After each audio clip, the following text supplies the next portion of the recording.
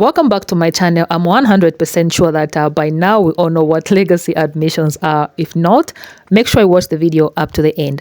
So we have Wesleyan University as the latest school to announce that it will no longer consider legacy status or family ties in its admission process. So let's get into the videos because I've collected a few videos, to walk you down this path, and I'm gonna leave my own contributions at the end of this video. Let's get into it. Top schools began dropping legacy admissions after affirmative action ruling.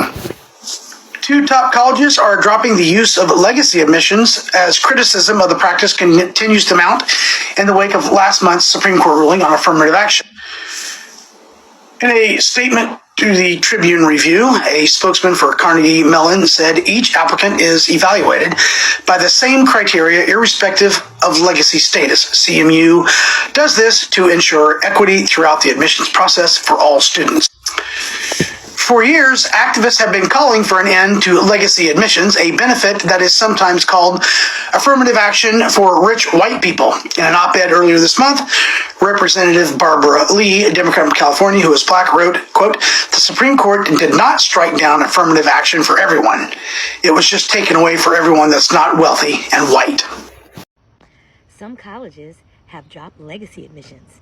Let's talk about it. So the New York Times is reporting today that some highly selective universities and some colleges have dropped legacy admissions. Those colleges include Amherst College, Johns Hopkins, Carnegie Mellon, and Wesleyan University. However, many colleges and universities have been reluctant to give up the practice.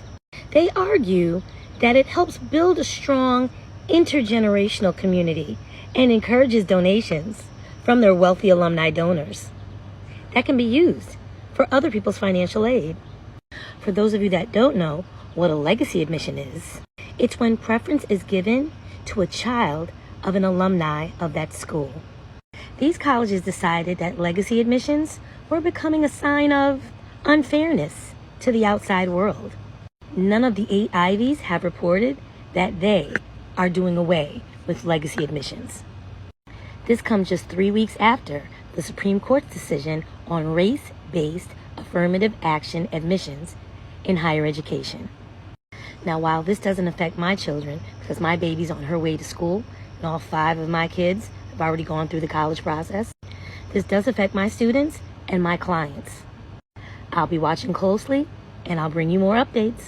Should you get an advantage because your mom or your daddy went to that college? That is a question that's been getting debated more and more following the Supreme Court overturning affirmative action. Because so-called legacy admissions have been criticized for years now for favoring rich white applicants over people of color. And so that practice has now come under even more attack since the Supreme Court decided that schools can't consider race in admissions. And it's seeming like increasingly more and more people agreeing that legacy admissions are unfair. And in fact, top politicians on both sides of the aisle, including President Biden himself, have come out against the practice. And polls have consistently shown that the public agrees there. With a Pew Research Center survey taken last year finding that 3 in every 4 people believe that legacy status should not be considered for admission. And in fact, a new poll from Generation Lab taken after the affirmative action ruling found a nearly identical margin among college students, with 75% saying they believe the practice is either definitely not fair or probably not fair. And it looks like some schools are actually taking that to heart. Right? Because part of the reason we're talking about this today is because the esteemed liberal arts school, Wesleyan University, announced that it would be ending legacy admission. And notably, they're following in the footsteps of other selective schools that have recently made the same move, including Amherst, Johns Hopkins, and Carnegie Mellon. But while to a degree this seems like a trend, you need to understand that many other competitive schools are reluctant to stop legacy admissions. And that because they argue they're important for building intergenerational communities and for getting donations for alumni that can be used to fund financial aid, as well as some pockets.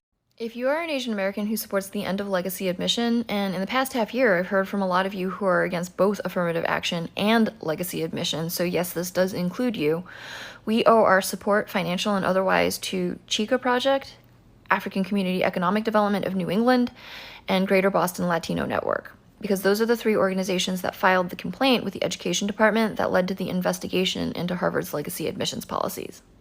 And in that complaint, they included Asians along with Black and Hispanic applicants as people who are discriminated against and harmed by legacy admissions.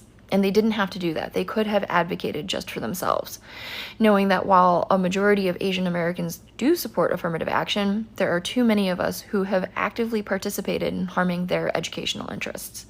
Nevertheless, they included us. So while I dearly wish that there was an Asian American-led organization that had also contributed to filing that complaint, there isn't. So Asian Americans, let's not sleep on contributing to and supporting this continued action. What should the college admissions process look like? This is the question many colleges are grappling with after the recent affirmative action decision at the Supreme Court. My name is Cooper Conway, and today we're discussing legacy admissions. Recently, Wesleyan announced it would end its legacy admissions policy.